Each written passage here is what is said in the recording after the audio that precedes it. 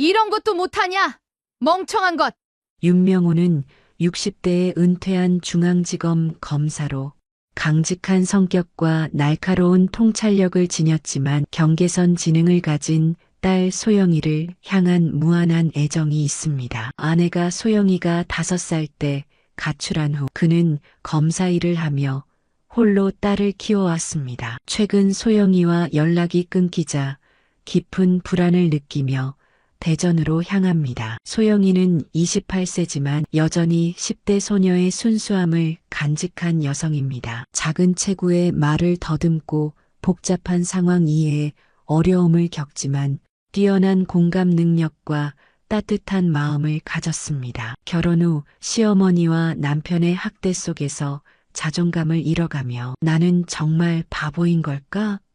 라는 의문에 괴로워합니다. 어느 봄날 오후 윤명호는 딸이 좋아하던 반찬을 가득 싸들고 대전행 기차에 몸을 실었습니다. 3달 동안 연락이 끊긴 딸에 대한 불안함이 그의 가슴을 무겁게 짓누릅니다. 오늘의 이야기 시작합니다. 그 전에 잠깐 구독과 좋아요 눌러주시면 복 받으실 거예요. 어느 평화로운 봄날 오후 윤명호는 서울에서 대전까지 가는 기차 안에서 창밖으로 흐르는 풍경을 바라보며 깊은 생각에 잠겼습니다. 딸 소영이와의 통화가 3달 전이 마지막이었죠. 명호의 손에는 정성스레 싼 반찬 보따리가 놓여 있었습니다. 김치, 장조림, 멸치볶음, 소영이가 어릴 적 좋아하던 반찬들이었어요. 이번 주말엔 꼭 와보마. 소영이의 마지막 문자가 머릿속을 맴돌았어요. 그 후로 연락이 없었습니다. 처음엔 신혼이라 바쁜가 보다 생각했지만 3달이 지나도록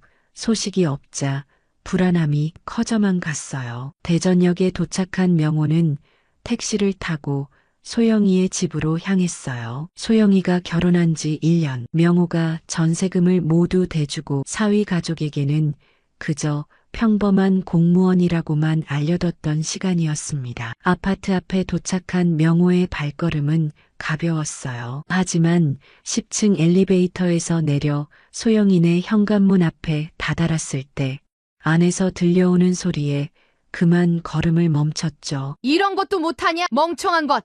날카로운 여자의 고함 소리와 함께 탁 하는 뺨을 때리는 소리가 들렸어요. 이어서 소영이의 흐느끼는 소리, 명호의 심장이 요동쳤습니다. 숨을 고르며 문을 두드렸어요. 잠시 후 문이 열렸습니다. 시어머니로 보이는 50대 여성이 경직된 표정으로 서 있었어요. 누구세요?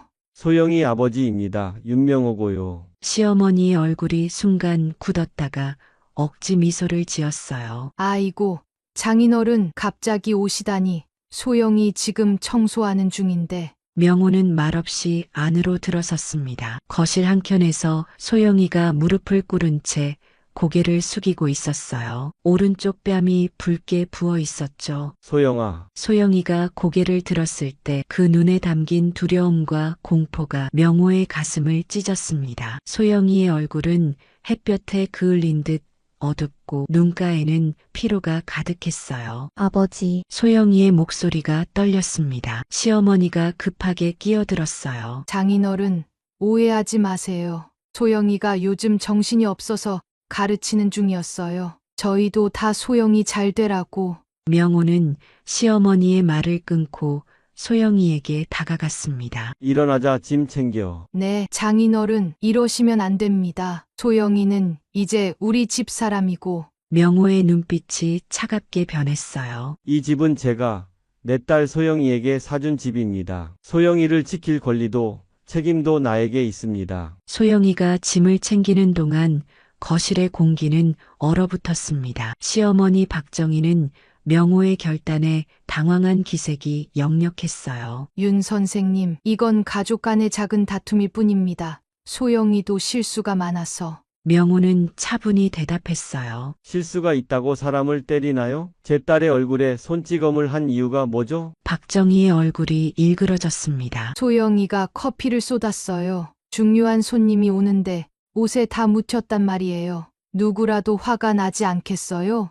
그때 소영이가 작은 가방 하나를 들고 나왔어요. 명호는 소영이의 손을 잡았습니다. 소영이의 손이 떨렸죠. 더 필요한 건 나중에 택배로 보내세요. 명호는 단호하게 말했어요. 박정희가 현관문을 막아섰습니다. 이러시면 안 돼요. 우리 아들이 오면 어쩌려고. 법적으로 문제가 생기면 연락하세요. 명호는 박정희를 지나쳐 소영이와 함께 현관을 빠져나왔어요. 엘리베이터 안에서 소영이는 계속 떨고 있었습니다. 명호는 딸의 어깨를 감싸 안았어요. 괜찮아. 이제 괜찮아. 서울행 기차 안 소영이는 창가에 머리를 기대고 잠들었습니다. 명호는 딸의 잠든 얼굴을 바라보았어요. 28살이지만 여전히 16살 때의 모습 그대로였습니다. 순수하고 맑고 세상 물정 모르는. 소영이가 태어났을 때부터 명호는 알았어요. 다른 아이들보다 말을 늦게 배우고 사회성이 부족하다는 것을. 의사는 경계선 지능이라 했죠. 정상과 지적 장애 사이의 경계에 있다고. 아내는 그 현실을 받아들이지 못하고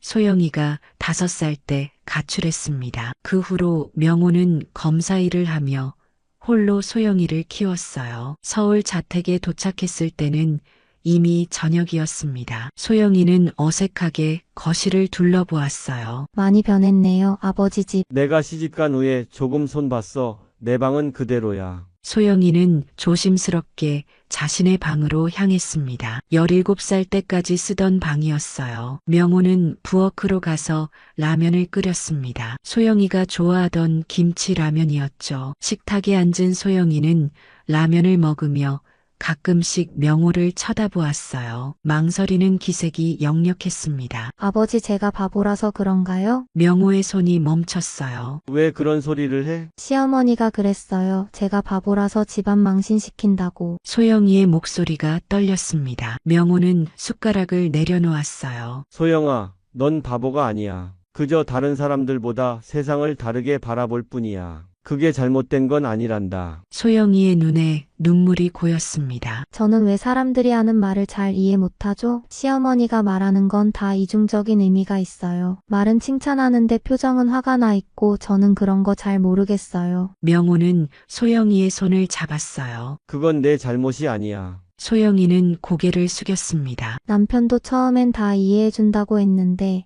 이젠 절 바보 취급해요. 제 통장도 가져갔어요. 명호의 가슴이 덜컥 내려앉았습니다. 통장을 가져갔다고? 통장뿐 아니라 핸드폰도 감시해요. 제가 누구한테 전화하는지, 문자는 누구랑 하는지. 소영이의 목소리가 흔들렸습니다. 아버지께 연락하고 싶었는데 못했어요. 명호는 숨을 깊게 들이마셨어요. 검사 시절 수많은 가정폭력 사건을 다뤄왔지만 자신의 딸이 그런 상황에 처할 거라곤 상상도 못했습니다. 소영아, 모든 걸 처음부터 천천히 말해줄래? 소영이는 떨리는 손으로 물을 한 모금 마시고 이야기를 시작했어요. 결혼 초기에는 평화로웠답니다. 남편 김진우는 소영이의 느린 말투와 때때로 이해력이 부족한 점을 참아주었고 시어머니도 겉으로는 친절했다고 해요. 하지만 3달이 지나면서 상황이 달라졌죠. 시어머니가 커피숍을 열고 싶다고 했어요. 제 이름으로 대출을 받자고. 소영이의 눈에 두려움이 어렸습니다. 얼마를 대출받았니? 2억 아니 2억에 가까운 돈이요. 은행에서 서류에 사인하라고 해서 했어요. 시어머니가 다 갚을 거라고. 명호의 얼굴이 굳어졌어요. 그 돈은 어디에 썼지? 모르겠어요. 커피숍은 열었는데 제 이름으로 하지 않았어요. 시어머니 이름으로. 소영이가 흐느꼈습니다. 그때부터 저를 대하는 태도가 변했어요. 일주일에 5번씩 커피숍에서 일하라고 했죠. 월급도 안 주고. 명호는 분노를 억누르며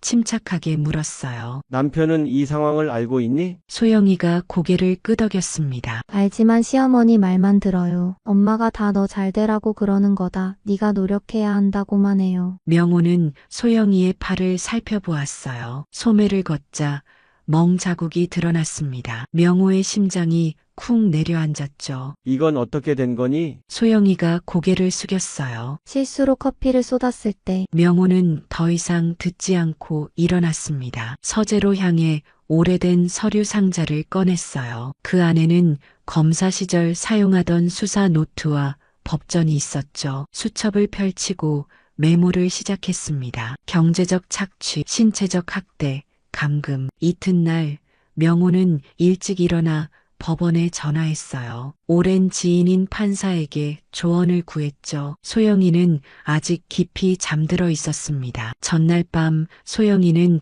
악몽에 시달렸어요. 명호는 소영이가 자다가 울부짖는 소리에 여러 번 잠에서 깼습니다. 오전에 명호는 대전지방법원과 경찰서에 전화해 알아본 결과 박정희에게 다단계 사기 전과가 있다는 사실을 알게 되었어요. 거기에 불법 대출 사기 혐의도 여러 건 있었습니다. 소영이가 단순히 학대만 당한 게 아니었어요. 사기의 피해자였죠. 점심때쯤 소영이가 깨어났습니다. 명호는 따뜻한 밥과 국을 차려주었어요. 소영아, 오늘 대전에 한번 다녀올 거야. 소영이의 얼굴이 창백해졌어요. 저도 가야 하나요? 명호는 딸의 불안한 표정을 보며 잠시 생각했습니다. 내가 원한다면 같이 가자. 내 물건들도 더 가져와야 하고. 소영이는 떨리는 손으로 밥을 먹으며 고개를 끄덕였어요. 시어머니와 남편이 없을 때 오후 2시에서 4시 사이에는 커피숍에 있어요. 명호는 소영이의 머리를 쓰다듬었습니다. 걱정 마. 내가 다 해결할게. 소영이가 희미하게 웃었어요. 그 미소에 명호의 가슴이 아팠습니다. 예전에 밝고 순수했던 소영이의 모습은 어디로 간 걸까요? 오후 2시. 명호와 소영이는 대전 아파트 단지에 도착했습니다. 소영이는 긴장한 얼굴로 주변을 살폈어요. 시어머니는 보통 4시까지 커피숍에 있어요. 남편은 6시에 퇴근하고. 명호는 고개를 끄덕였죠. 서두르자. 아파트 현관문을 소영이의 지문으로 열고 들어갔습니다. 집안은 깨끗했지만 어딘가 차갑고 삭막한 느낌이 들었어요. 명호는 소영이의 방부터 확인했습니다. 놀랍게도 그 방은 거의 창고처럼 변해 있었어요. 소영이의 물건은 구석에 쌓여 있고 대부분의 공간은 시어머니의 옷과 상자들로 채워져 있었죠. 내 물건부터 챙기자. 명호가 말했어요. 소영이는 벽장 깊숙한 곳에서 작은 여행 가방을 꺼냈습니다. 그 안에 옷과 몇 가지 소지품을 챙기는 동안 명호는 방 구석구석을 살폈어요. 벽 한쪽에 작은 카메라가 설치되어 있었습니다. 소영아, 이건 뭐지? 소영이가 놀란 표정으로 카메라를 보았어요. 몰랐어요. 제 방에도 카메라가 있었다니. 명호의 눈이 차갑게 빛났습니다. 곧 그는 카메라를 떼어내 주머니에 넣었어요. 증거가 될 테니까요. 내 통장이나 중요한 서류는 어디 있니? 소영이는 침대 밑을 가리켰어요. 예전에는 저기 숨겨뒀는데 시어머니가 다 가져갔어요. 명호는 침대 밑을 확인했지만 역시 아무것도 없었죠. 대신 먼지 쌓인 구석에서 작은 수첩 하나를 발견했습니다. 소영이의 일기장이었어요. 이건 가져가도 될까?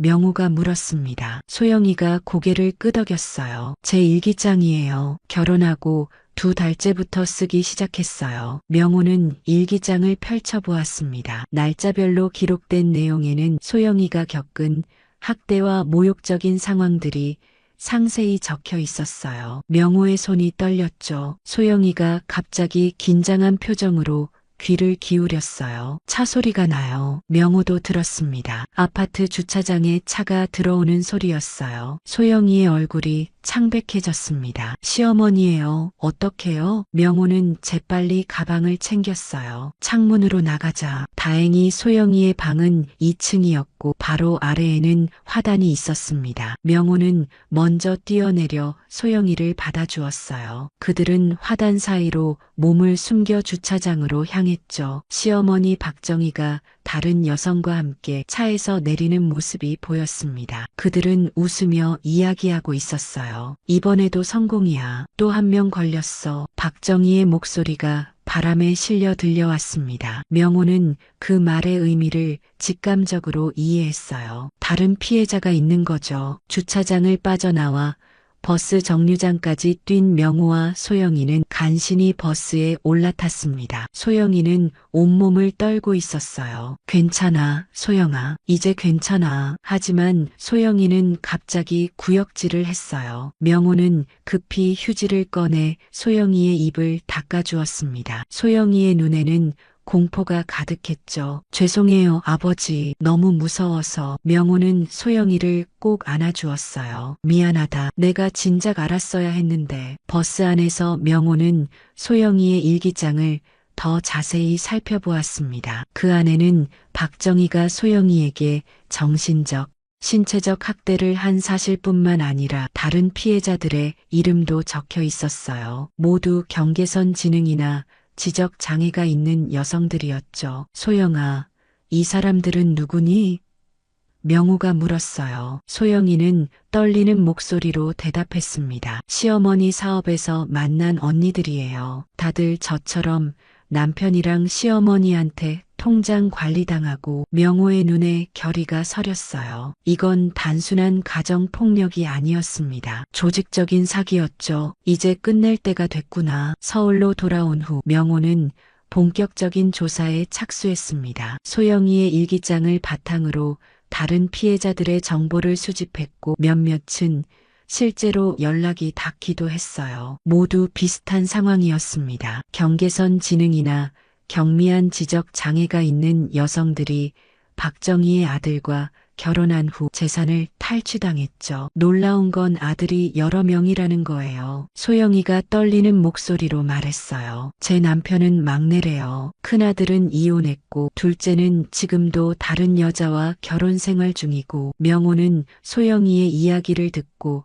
심각한 표정을 지었어요. 그들도 모두 내처럼 지적 장애가 있는 여성들인가? 소영이가 고개를 끄덕였습니다. 시어머니가 자랑하듯이 말했어요. 순진한 며느리가 최고라면서요. 명호의 얼굴이 어두워졌어요. 이건 단순한 가정폭력이 아니라 조직적인 사기 행각이었습니다. 명호는 검사 시절 연락처를 총동원해 박정희의 과거 행적을 파악했어요. 다단계 사기로 2번의 전과가 있었고 최근 3년간 적어도 5명의 여성에게서 재산을 갈취한 혐의가 있었죠. 5일 후 명호는 소영이와 함께 대전으로 다시 향했습니다. 이번엔 박정희의 커피숍으로 직접 갔어요. 행복한 커피라는 간판이 붙은 그곳은 대전 시내 중심가에 있었죠. 겉보기에는 평범한 카페였습니다. 여기서 일했어?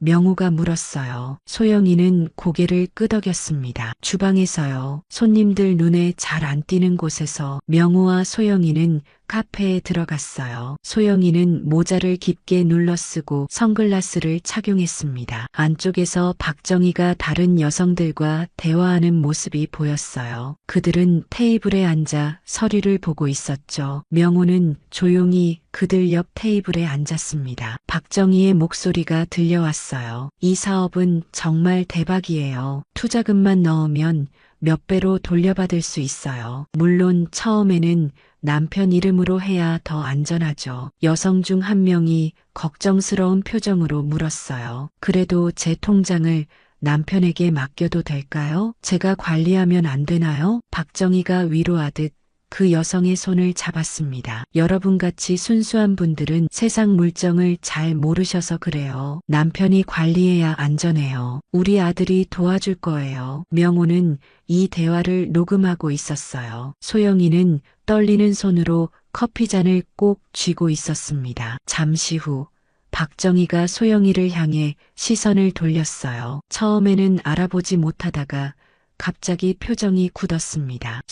소영이가 고개를 들었어요. 박정희의 얼굴이 하얗게 변했습니다. 명호가 천천히 일어섰어요. 안녕하세요, 어머님. 박정희가 당황한 표정으로 자리에서 벌떡 일어났습니다. 윤 선생님, 여기서 뭘? 앉으시죠. 명호의 목소리는 차분했지만 단호했어요. 이야기할 게 있습니다. 박정희는 어색한 웃음을 지으며 주변을 둘러보았어요. 다른 손님들이 그들을 쳐다보고 있었습니다. 여기서 이러시면 안 됩니다. 손님들이 보고 있잖아요. 명호는 천천히 서류 몇 장을 꺼냈어요. 그럼 사무실로 가시죠. 사기 전과 불법 대출, 가정폭력, 이야기할 게 많네요. 박정희의 얼굴에서 혈색이 완전히 사라졌습니다. 그의 옆에 있던 여성들이 불안한 표정으로 서로를 바라보았어요.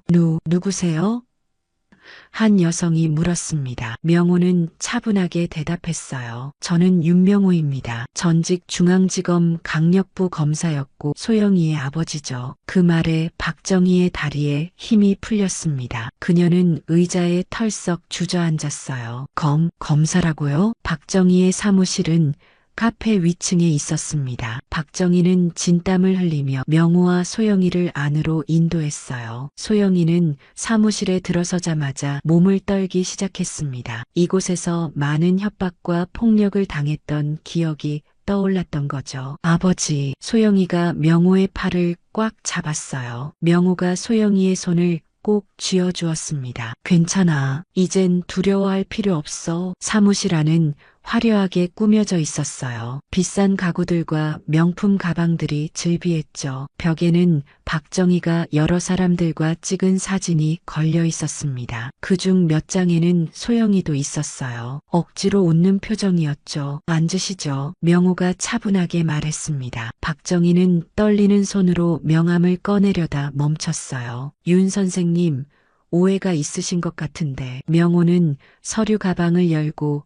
소영이의 일기장과 증거 자료들을 꺼냈습니다. 오해라고요? 시어머니가 며느리의 뺨을 때리는 것도 오해인가요? 소영이 명의로 2억에 가까운 대출을 받아 가로채는 것도요? 박정희의 얼굴이 굳었어요. 그건 사업 투자였어요. 소영이도 동의했고 경계선 지능을 가진 사람에게 복잡한 금융계약을 이해시켰다고요?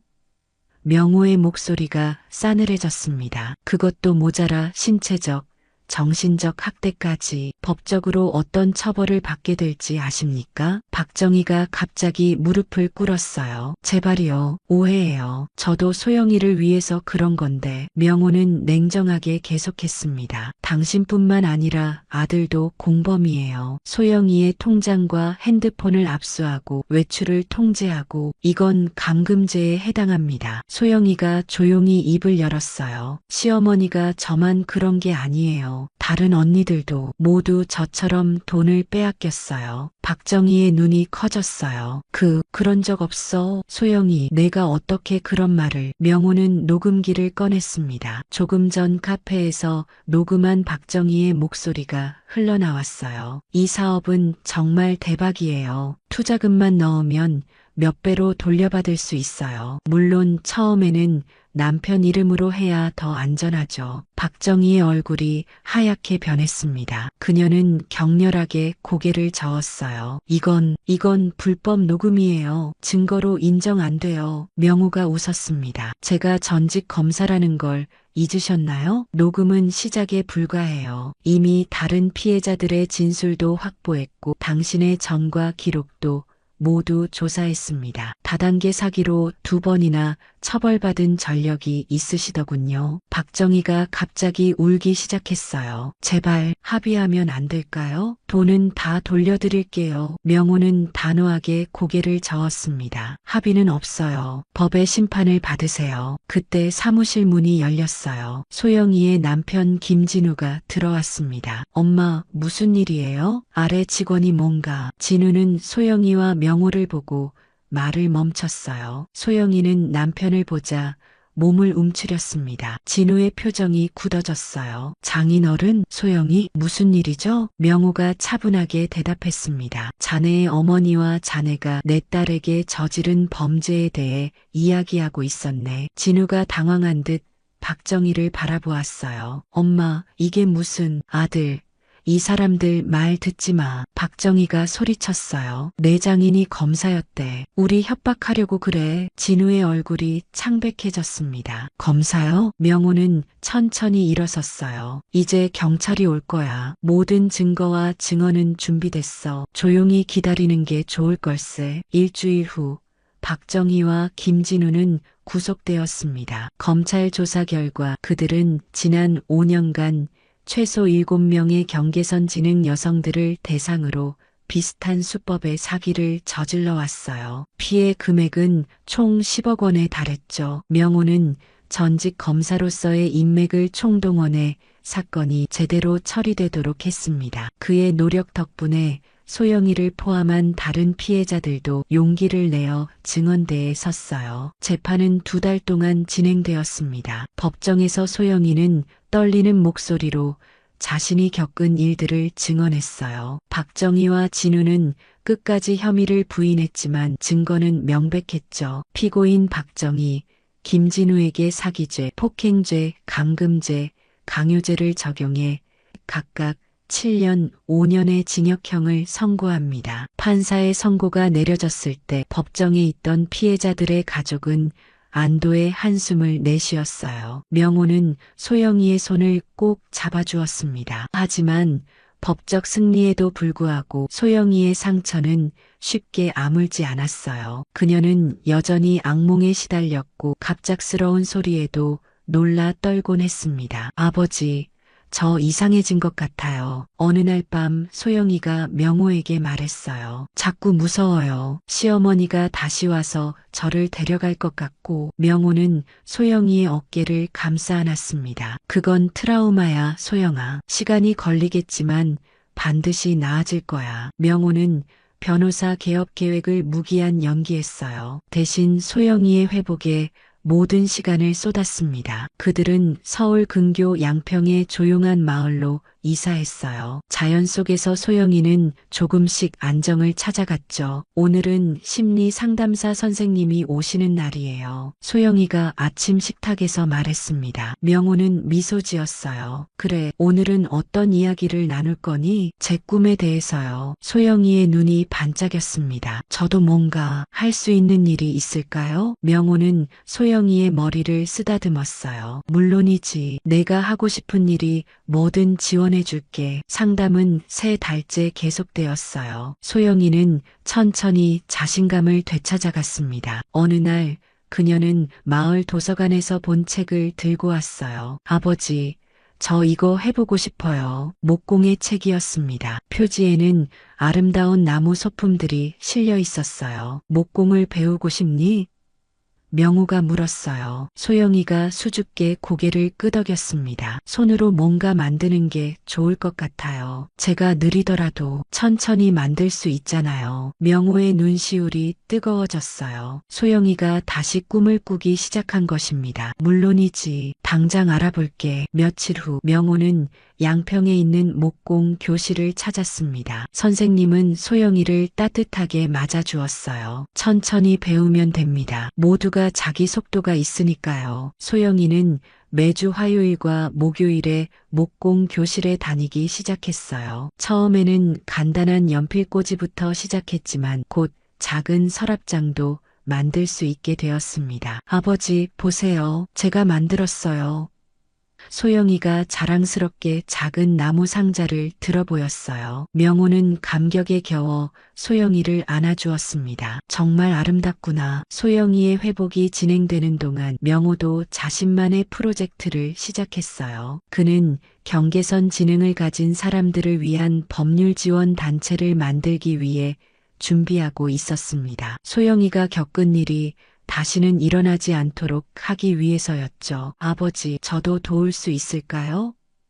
어느 날 소영이가 물었어요. 명호는 놀라서 소영이를 바라보았습니다. 물론이지. 하지만 너무 무리하지는 마. 소영이가 환하게 웃었어요. 저처럼 말이 느리고 이해가 늦는 사람들을 도와주고 싶어요. 제가 직접 경험했으니까 그들의 마음을 더 잘 알잖아요. 봄이 왔습니다. 양평의 작은 마을에는 벚꽃이 흐드러지게 피었어요. 소영이는 창가에 앉아 나무를 깎고 있었습니다. 지난 6개월 동안 그녀의 목공 실력은 놀랍게 향상되었어요. 이제는 주문 제작까지 받을 정도였죠. 소영아, 손님 오셨어. 명호가 소영이의 작업실 문을 열고 말했습니다. 소영이는 고개를 들었어요. 명호 뒤로 3명의 여성이 서 있었습니다. 소영이는 그들을 알아보았어요. 박정희에게 피해를 입었던 다른 여성들이었죠. 언니들.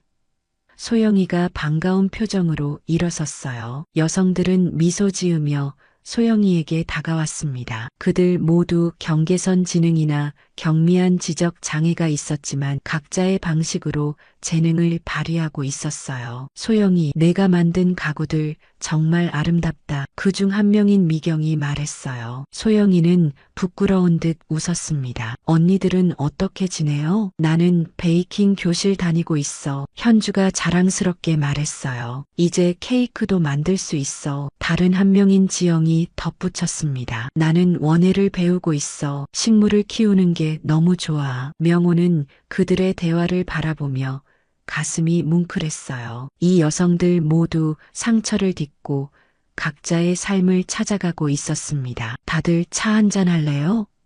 소영이가 물었어요. 그들이 거실로 자리를 옮긴 후 명호는 그들에게 중요한 소식을 전했습니다. 내일 경계선 지능 권익보호센터가 공식적으로 문을 엽니다. 여러분 모두 초대하고 싶어요. 여성들의 얼굴에 기쁨이 번졌어요. 정말요? 드디어 열리는군요.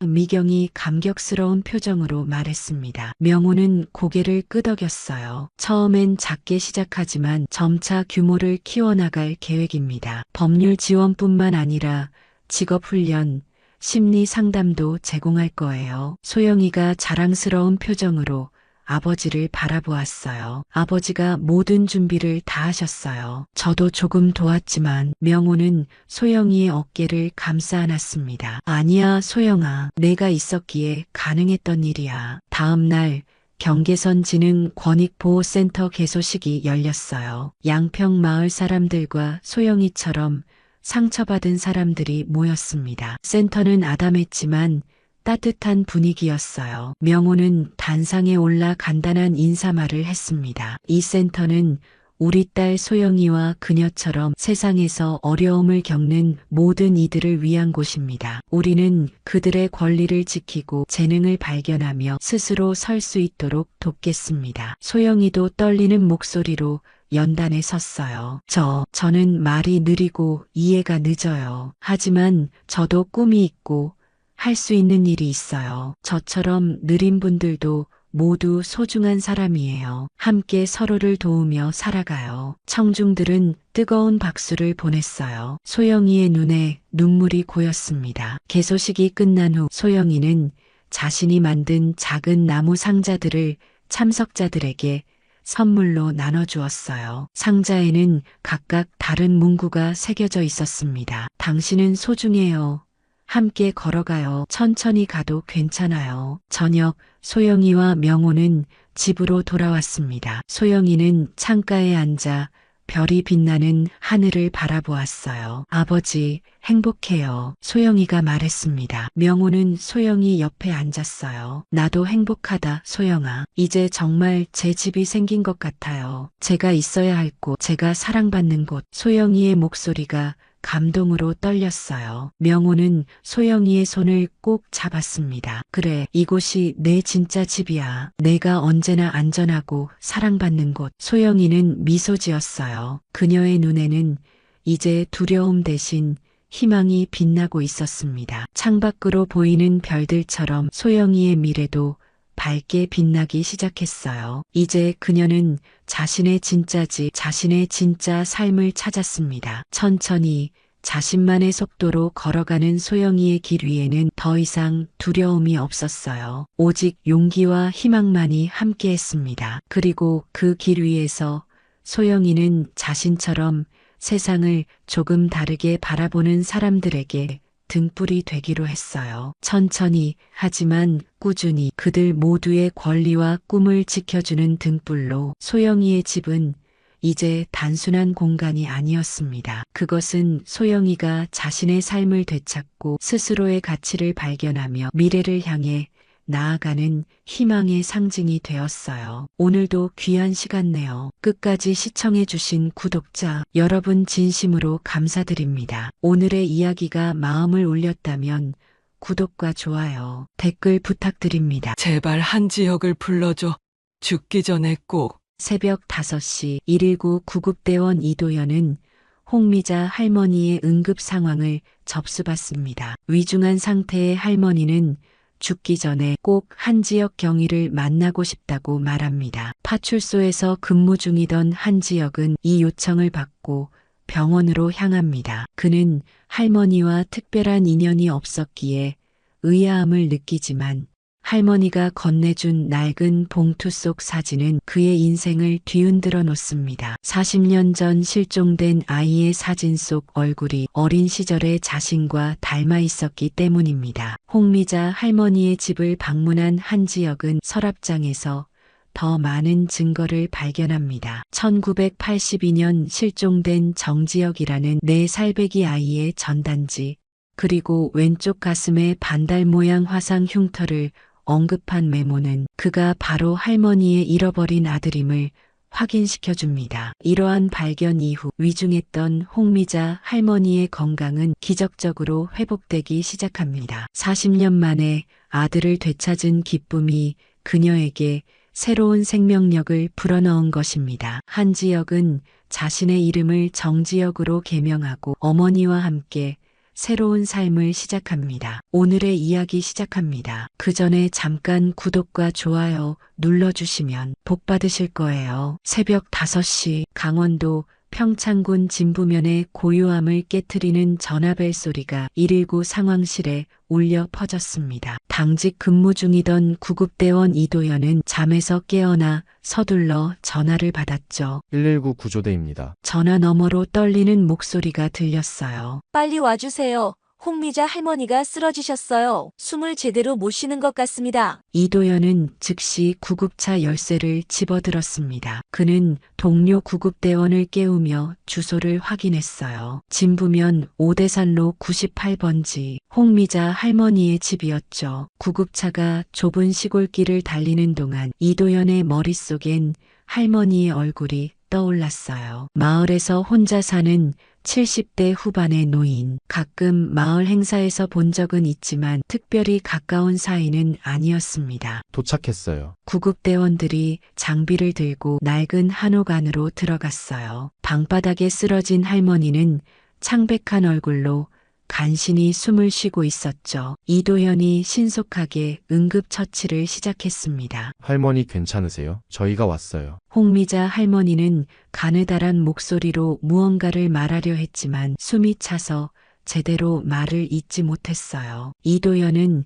산소 마스크를 할머니의 얼굴에 씌우며 생체 징후를 확인했습니다. 혈압이 위험할 정도로 낮았고 심장 박동도 불안정했어요. 빨리 병원으로 이송해야겠습니다. 준비해 주세요. 들것에 할머니를 눕히고 구급차로 향하는 순간이었어요. 홍미자 할머니가 갑자기 산소 마스크를 잡아당기며 이도현의 팔을 움켜쥐었습니다. 제발 한지혁을 불러줘. 할머니의 목소리는 사라질 듯 작았지만 간절함은 명확했죠. 죽기 전에 꼭. 이도현은 당황했어요. 한지혁, 진부면 파출소의 경찰이었죠. 하지만 왜 지금 이 순간에 그를 찾는 걸까요? 할머니 일단 병원부터 가야 해요. 가는 길에 연락드릴게요. 구급차가 출발하자 이도현은 무전기를 집어들었습니다. 시간은 새벽 5시 30분. 과연 한지혁 경위가 근무 중일까 싶었지만 다른 선택지는 없었어요. 진부 파출소 응답해 주세요. 긴급 상황입니다. 잠시 후 무전기 너머로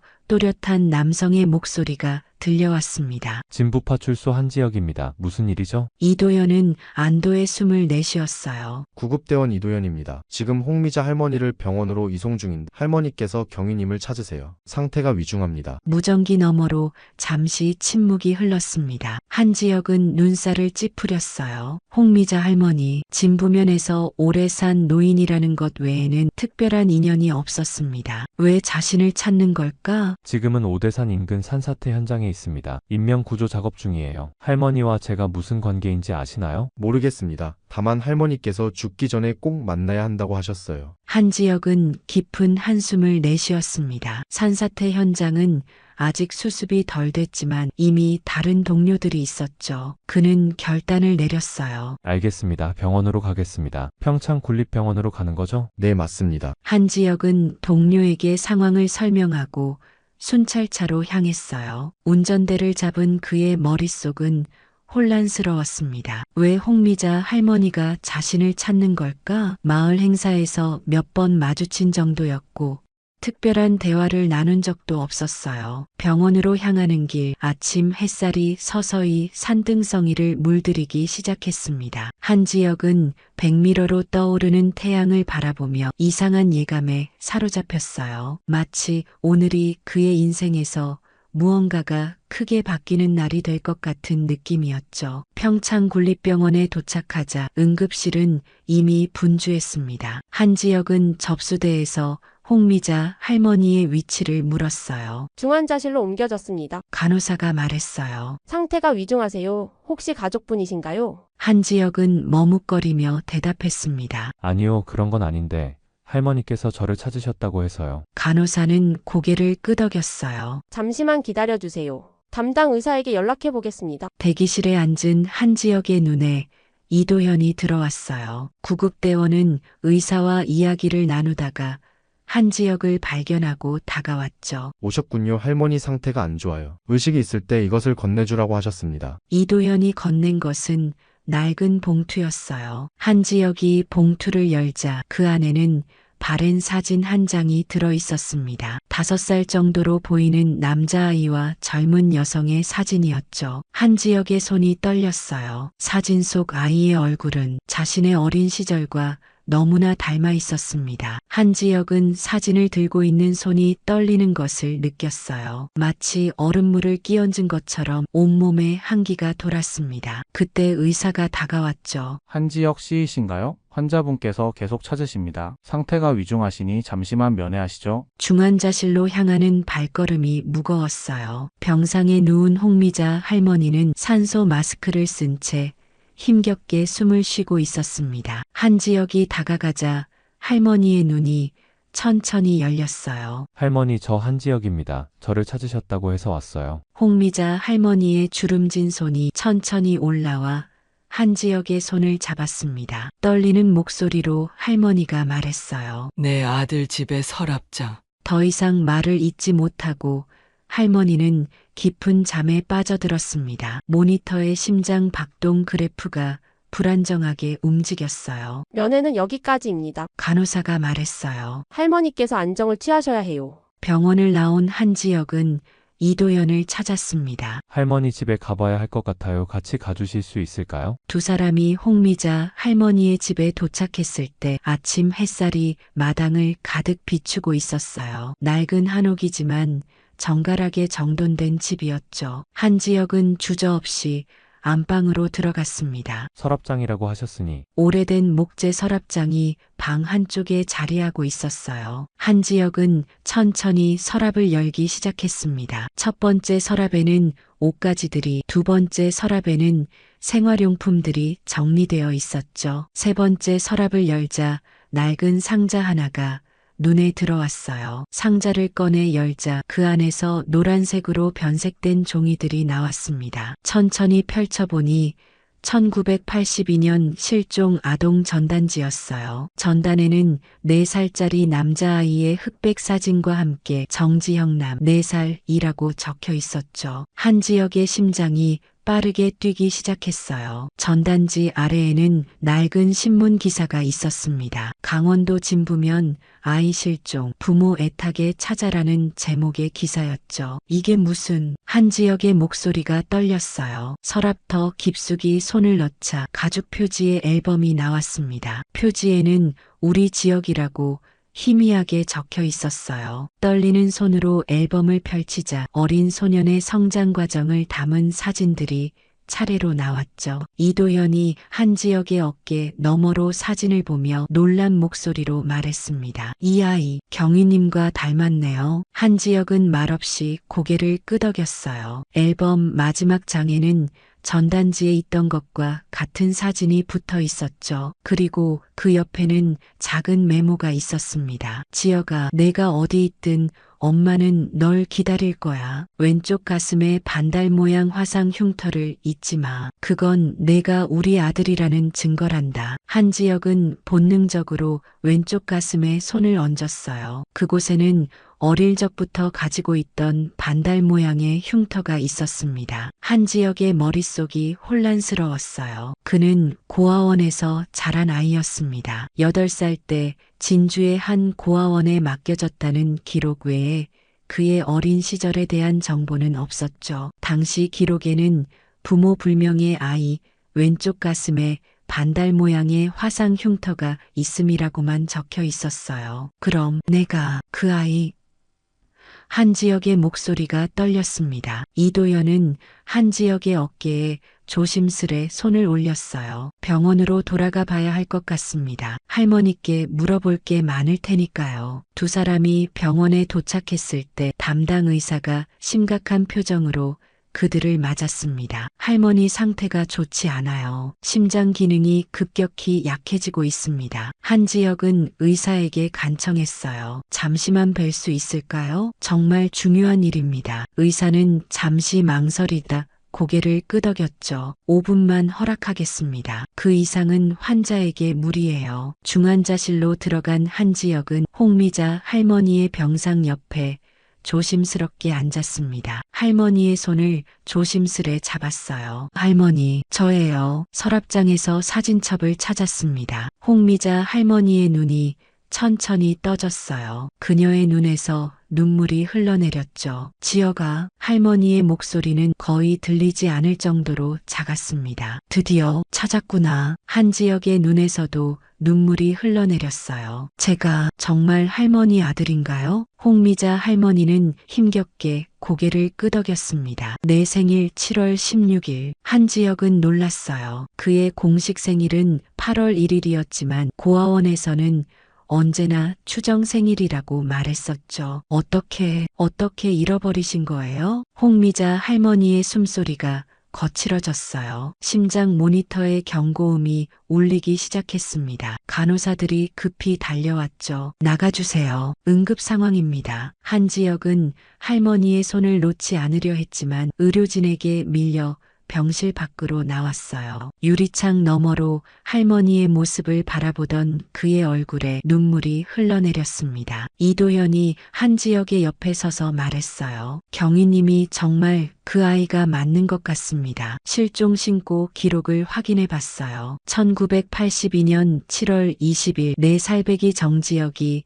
진부면 장터에서 실종됐다고 나와 있습니다. 한지혁은 창백한 얼굴로 고개를 끄덕였어요. 그럼 홍미자 할머니는? 네, 정지혁 어린이의 어머니 홍미자 씨가 맞습니다. 경위님이 실종된 후 남편과 사별하셨다고 해요. 그 이후로 쭉 이 마을에서 아들을 기다리며 사셨다고 마을 어르신들이 증언하셨습니다. 한지혁의 가슴이 조여왔어요. 40년 동안 아들을 기다린 어머니와 어머니를 모른 채 살아온 아들. 운명의 장난처럼 두 사람은 같은 마을에서 서로를 알아보지 못한 채 살아왔던 겁니다. 한지혁은 병원 복도 의자에 털썩 주저앉았어요. 머릿속이 복잡했죠. 갑자기 나타난 어머니, 그리고 지금 죽음과 싸우고 있는 그녀. 평생 알지 못했던 자신의 정체성이 하루아침에 뒤바뀐 느낌이었습니다. 괜찮으세요?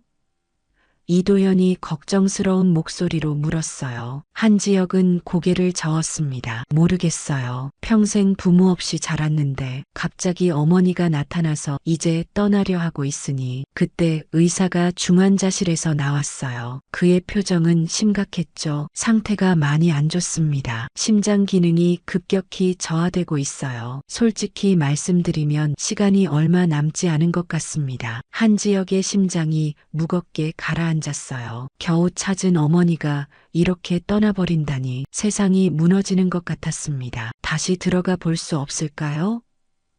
한지혁이 간절하게 물었어요. 의사는 고개를 저었죠. 지금은 안정이 필요하십니다. 자극을 줄이는 게 좋을 것 같아요. 한지혁은 절망적인 표정으로 유리창 너머 홍미자 할머니를 바라봤어요. 모니터에 그려지는 심장 박동 그래프는 점점 약해지고 있었습니다. 눈물이 그의 볼을 타고 흘러내렸죠. 그때였어요. 병원 로비에서 분주한 발걸음 소리가 들렸습니다. 진부면 파출소 동료들이 달려왔어요. 지여가 정말이냐? 내가 실종됐던 그 아이라고?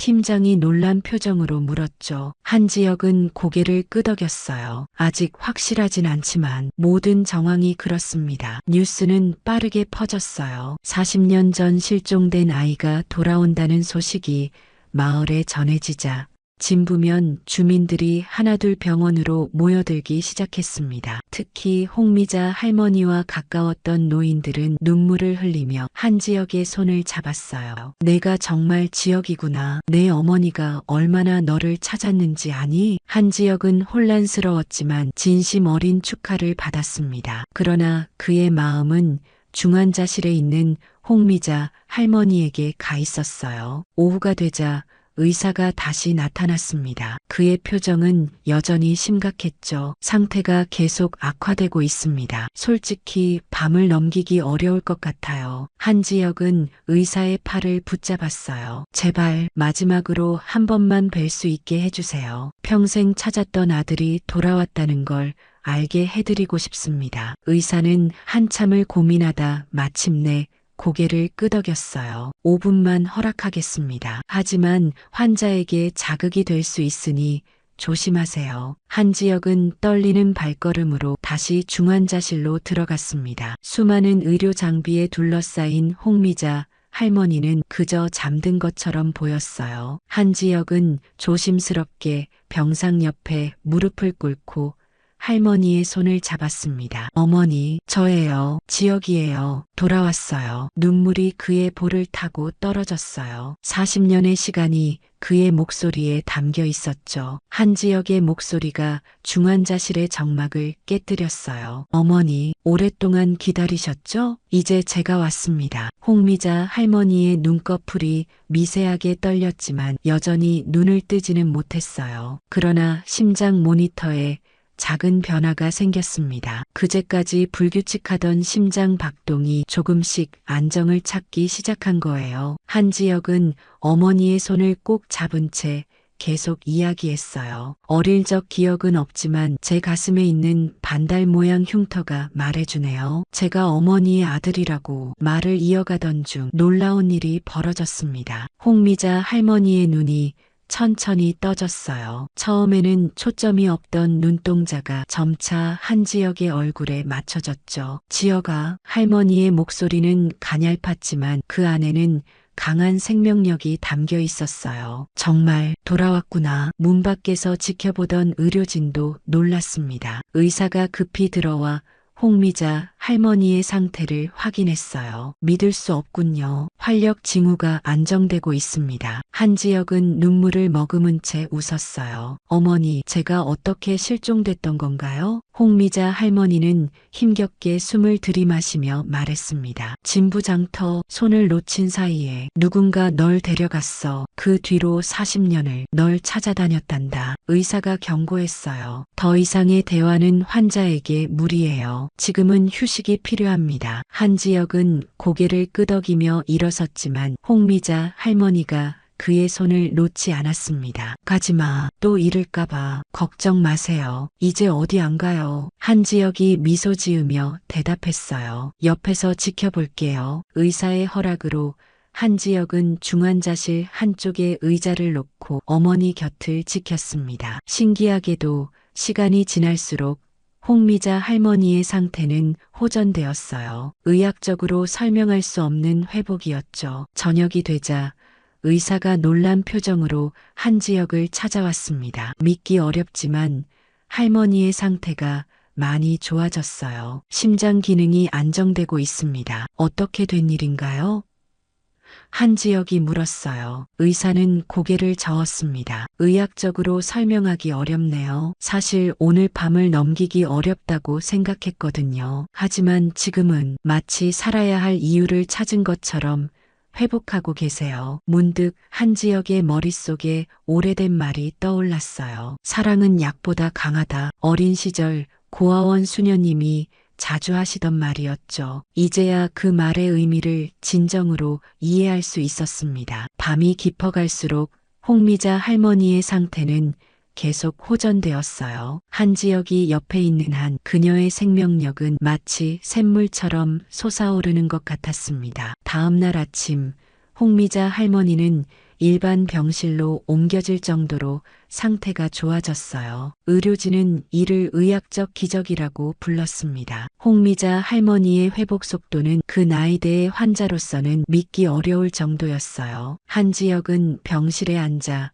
어머니의 손을 잡은 채 밤을 새웠습니다. 평생 알지 못했던 어머니의 얼굴을 한시도 놓치기 싫었죠. 그는 밤새 마음속으로 수많은 질문을 가다듬었지만 지금은 그저 어머니가 살아있다는 사실만으로도 충분했어요. 지혁아, 홍미자 할머니가 잠에서 깨어 불렀습니다. 내가 정말 내 아들이 맞구나. 한지혁은 미소 지었어요. 맞아요, 어머니. 저도 믿기지 않습니다. 홍미자 할머니의 주름진 손이 천천히 올라와 한지혁의 얼굴을 쓰다듬었어요. 그 손길에는 40년의 그리움이 담겨 있었습니다. 내가 없는 동안 얼마나 많이 울었는지 모른단다. 매일 밤 내 이름을 부르며 잠들었지. 한지혁의 눈에서 눈물이 흘러내렸어요. 제가 어떻게 고아원에 가게 됐는지 기억이 없어요. 8살 때 진주의 한 고아원에 맡겨졌다는 기록만 있었습니다. 홍미자 할머니의 눈에서도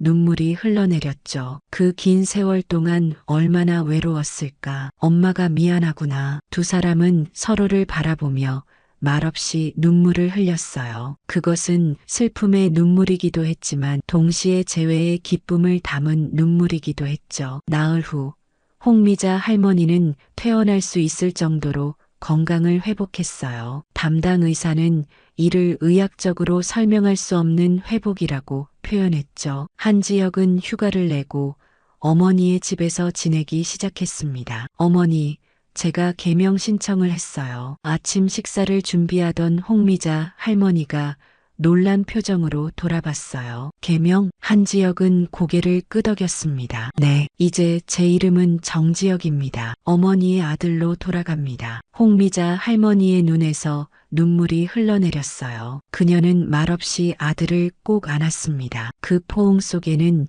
40년의 기다림이 고스란히 담겨 있었죠. 지혁아, 내가 없는 동안 엄마는 매일 기도했단다. 살아있길, 그리고 언젠가 돌아오길. 그날 오후 마을 노인회관에서는 특별한 모임이 열렸어요. 진부면 주민들이 모여 홍미자 할머니와 정지혁의 재회를 축하하는 자리였죠. 마을 이장은 떡과 과일을 준비했고 주민들은 저마다의 선물을 가져왔습니다. 홍미자 할머니가 50년 동안 한 마을에서 아들을 기다렸다는 게 믿기지 않네요. 한 주민이 감탄했어요. 이장은 고개를 끄덕이며 말했습니다. 그 세월 동안 할머니는 한 번도 마을을 떠나지 않았어. 아들이 돌아올 날을 기다리며 집 앞에 매일 불을 켜두셨지. 정지혁은 눈시울이 붉어졌어요. 그는 어머니의 손을 꼭 잡았습니다. 이제부터는 제가 어머니를 모실게요. 파출소 근처로 이사를 생각 중입니다. 그 말에 홍미자 할머니가 고개를 저었어요. 아니란다. 내가 내 옆으로 갈게. 이 나이에 새로운 시작을 해보는 것도 나쁘지 않겠구나. 다음 날 정지혁은 경찰서장을 찾아가 자신의 상황을 설명했어요. 서장은 놀라움을 감추지 못하며 말했습니다. 정말 놀라운 일이네. 내가 40년 만에 가족을 찾았다니. 어머니를 모실 시간이 필요하겠구나. 네, 휴가를 좀 더 쓰고 싶습니다. 서장은 미소 지으며 고개를 끄덕였어요. 물론이지. 한 달 정도 특별 휴가를 주마. 어머니와 좋은 시간 보내거라. 돌아오는 길 정지혁은 어머니를 위한 선물을 사기로 마음먹었습니다. 오랜 시간 자신을 기다려온 어머니에게 무엇을 해드려야 할지 고민하다가 그는 작은 디지털 카메라를 구입했어요. 앞으로 만들어갈 추억을 담기 위해서였죠. 집에 돌아온 정지혁은 어머니에게 카메라를 건넸습니다. 앞으로의 시간을 기록해요. 40년의 빈 공간을 채울 새로운 추억들로요. 홍미자 할머니는 카메라를 받아들며 환하게 웃었어요. 그녀의 주름진 얼굴에 짓는 미소는 마치 봄날의 햇살 같았습니다. 이제 함께하는 시간이 우리 인생이야. 두 사람은 마당 평상에 나란히 앉아 셀카를 찍었어요. 배경으로는 별이 총총 빛나는 밤하늘이 펼쳐져 있었죠. 그 사진 속에는 40년의 시간을 뛰어넘은 모자의 사랑이 고스란히 담겨 있었습니다. 여름이 깊어가던 어느 날 정지혁은 어머니와 함께 진부장터를 찾았어요. 40년 전 자신이 실종됐던 바로 그곳이었죠. 홍미자 할머니의 걸음이 무거워졌습니다. 여기서 내 손을 놓쳤단다. 그날 이후로 이곳에 오면 가슴이 메어오곤 했지. 정지혁은 어머니의 손을 꼭 잡았어요. 이제는 다시 잃어버리지 않을 거예요. 두 사람은 천천히 장터를 걸었습니다. 홍미자 할머니는 간간히 옛 이야기를 들려주었어요. 정지혁의 아버지에 대한 이야기, 어린 시절 정지혁이 좋아했던 것들에 대한 이야기, 그리고 실종 이후 그녀가 어떻게 살아왔는지에 대한 이야기였죠. 내 아버지는 내가 사라진 지 3년 후에 돌아가셨단다. 너를 찾다가 과로로. 그때부터 나는 혼자였지. 정지혁은 가슴이 아팠어요. 자신을 찾다 돌아가신 아버지, 그리고 홀로 남겨진 어머니. 그는 자신이 없는 동안 가족에게 어떤 일이 있었는지 생각하니 미안함이 밀려왔습니다. 제가 어떻게 진주까지 가게 됐는지 궁금해요. 홍미자 할머니는 고개를 저었어요. 나도 모른단다. 경찰이 전국적으로 수소문했지만 아무런 단서도 찾지 못했어. 그저 누군가가 널 데려갔다가 진주에 버렸을 거라고만 추측할 뿐이야. 정지혁은 자신의 기억 속을 더듬어 봤지만 8살 이전의 기억은 흐릿했어요. 때때로 꿈에서 본 듯한 장면들이 떠오르곤 했지만 그것이 진짜 기억인지 아니면 상상인지 구분할 수 없었죠. 어떻게 저를 찾으셨어요? 홍미자 할머니는 미소 지었어요. 작년에 뉴스에서 지역 경찰관의 선행이라는 기사를 봤지. 내가 길 잃은 아이를 도와주는 모습이 나왔는데 그 웃는 모습이 너무 내 아버지와 닮았단다. 그때부터 나는 확신했어. 내가 우리 지역이라고. 정지혁은 놀랐습니다. 자신도 모르게 어머니의 눈에 띄었던 거예요. 운명이라는 말이 이럴 때 쓰는 것인지도 모르겠다고 생각했죠. 가을이 오고 정지혁은 어머니와 함께 파출소 근처로 이사했어요. 작은 아파트였지만 두 사람에게는 충분했습니다. 매일 저녁 함께 식사를 하고 서로의 하루를 나누는 시간은 그 어떤 것보다 소중했죠. 하루는 정지혁이 출근 준비를 하는데 어머니가 낡은 종이 한 장을 내밀었어요. 이건 내가 실종된 날 쓴 편지란다. 매년 내 생일마다 한 통씩 썼지. 낡은 종이에는 어머니의 정성 어린 글씨가 적혀 있었어요. 사랑하는 지혁아, 오늘은 내 5번째 생일이란다. 어디에 있든 행복하길 바란다. 엄마는 널 기다릴게. 정지혁의 눈에서 눈물이 흘러내렸어요. 어머니가 쓴 편지는 수십 통에 달했습니다. 매년 그의 생일마다 어머니는 한 번도 빠짐없이 그에게 편지를 썼던 거예요. 진부면 주민들은 이 감동적인 재회를 축하하기 위해 마을 회관에서 작은 잔치를 열었어요. 이장은 큰 현수막을 걸었습니다. 40년 만의 기적, 정지혁의 귀환을 축하합니다. 잔치에서 정지혁은 짧은 인사말을 했어요. 저는 어릴 적 기억이 없지만 이제 새로운 기억을 만들어가려 합니다. 어머니와 함께요. 그날 밤 홍미자 할머니와 정지혁은 별이 빛나는 마당에 앉아 있었습니다. 어머니는 아들의 손을 꼭 잡고 하늘을 올려다봤어요. 평생 기도했단다. 내가 어디선가 행복하게 살고 있길, 그리고 언젠가 우리가 다시 만날 수 있길. 정지혁은 어머니의 어깨를 감싸 안았습니다. 이제 그 기도는 이루어졌어요. 우리는 다시 만났고 앞으로도 함께할 거니까요. 하늘에는 유난히 밝은 별 하나가 빛나고 있었어요. 어머니는 그 별을 가리키며 미소 지었습니다. 저건 내 아버지란다. 우리가 다시 만난 걸 기뻐하고 있을 거야. 화면이 서서히 두 사람에게서 멀어지며 나레이션이 흐릅니다. 실종된 아이를 찾는데 늦은 때란 없습니다. 사랑은 시간을 초월하고 기다림은 때로 기적을 만들어냅니다. 강원도 진부의 작은 마을에서 일어난 이 이야기는 우리에게 말합니다. 희망을 버리지 마세요. 기적은 언제나 일어날 수 있으니까요. 그리고 마지막 장면, 홍미자, 할머니와 정지혁이 함께 찍은 셀카가 화면에 나타납니다. 두 사람의 행복한 미소 위로 기억의 강을 건너 제목이 떠오르며 영상은 끝이 납니다. 오늘도 귀한 시간 내어 끝까지 시청해주신 구독자 여러분 진심으로 감사드립니다. 오늘의 이야기가 마음을 울렸다면 구독과 좋아요, 댓글 부탁드립니다.